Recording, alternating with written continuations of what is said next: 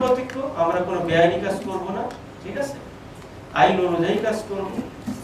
যদি কোনো পুলিশ সদস্য কোনো অন্যায় করে বসে তার সাথে সাথে আমাকে জানাবেন।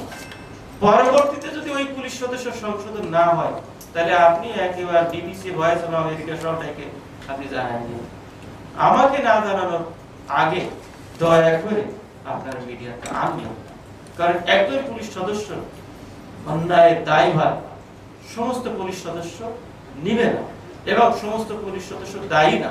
কিন্তু যখন একটা নিউজ আপনারা করে ফেলবেন তখন কিন্তু শুধু নাটোরবাসী সমস্ত পুলিশ না, সারা বাংলাদেশের পুলিশ কিন্তু দায়ী নিঃসন্দেহে। আবু সাইদকে যে গুলি করছে 2 জন পুলিশ না, 5 জন পুলিশ না, 20 জন পুলিশ, একজন পুলিশের গুলির কারণে 5 তারিখ ঘটেছে, অনেকটা সত্য বলা যায় না।